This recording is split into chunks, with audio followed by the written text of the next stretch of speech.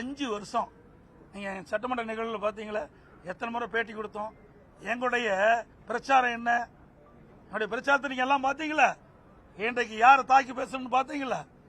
ஆக எங்களுடைய அனைத்து இந்திய அண்ணா திராவிட முன்னேற்ற கழகம் தோன்றியதே எதிர்ப்புல தான் தோன்றுச்சு. அப்படி இருக்கும்போது நாங்க எப்படி செய்வோம், அதுக்கு வேற ஒன்று கிடைக்கல, வேற எந்த ஒரு காரணமும் கிடைக்கல.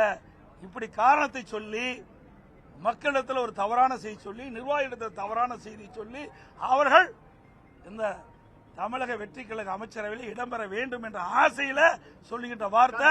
நாங்க அனைத்து இந்திய அண்ணா திராவிட முன்னேற்ற கழகத்தை பொறுத்த வரைக்கும் யாருடையும் நாங்கள் எங்கள் கூட்டணியை தவிர்த்து வேறு யாரிடமும் பேச்சுவார்த்தை நடத்தவில்லை. 100% திராவிட முன்னேற்ற பேச்சுவார்த்தை நடத்தவில்லை. அது அவர்களும் சொல்லிட்டாங்க, நாங்களும் சொல்லிட்டோம்.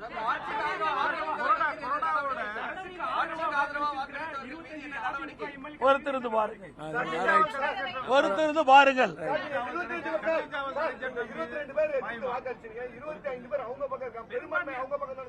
பெரும்பான்மை சிறுபான்மையில இல்ல, பொதுச் செயலாளர் தான், பொலிட்டிக்கல் பார்ட்டி தான். நீங்க பெரும்பான்மை சிறுபான்மை எல்லாம் சட்டமன்ற, அதாவது சட்டத்துல இன்றைக்கு தாவாக்கா இருக்குது, தாவாக்கா இன்னைக்கு ஆட்சி அமைச்சிட்டு ஒரு 58 பேர் போயிட்டு ஆட்சி போயிருமா?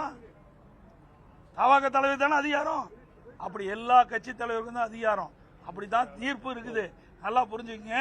அனைத்து இதெல்லாம் யாரு அனுமதி கொடுத்தது? தலைமை யாரு? பொதுச் செயலாளர். இவர்களெல்லாம் அந்த ஆக்சன் லெட்டர் யாரு கொடுத்தது? நான் தான் கொடுத்தேன், கையெழுத்து போட்டு. அந்த பவர் எடுத்தா இருக்குது. இப்ப முதல் கூட்டம் சட்டமன்ற முதல் கூட்டம், முதல் கூட்டத்தில் விப்ப நியமிக்கிற அதிகாரம் பல தீர்ப்புல அந்த பொதுச் செயலாளர் இருக்குது.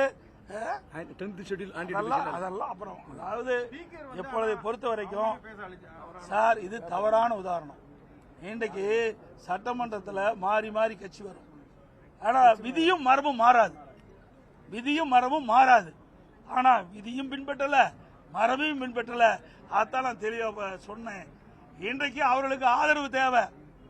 ஏன்னா திராவிடம் இன்னைக்கு என்ன சொல்லியிருக்கிறாங்க, கம்யூனிஸ்ட் கட்சிகளும் மற்ற கட்சிகளும் திமுக கூட்டணியில் போட்டியிட்டு வெற்றி பெற்ற கட்சி அந்த இடம் பெற்றிருக்கு. அவர்கள் என்ன சொன்னாங்க, ஆதரவு கொடுக்கிறோம், கூட்டணி திமுகவோட தொடரும், ஆதரவு கொடுக்கிறோம் அரசாங்கத்துக்கு, அதனால் திமுகவோட கூட்டணி தொடரும். அப்படிங்கிற பொழுதுதான் இவருடைய ஆதரவு வேணும் அப்படிங்கிற மாதிரி அந்த தோரணையில தான்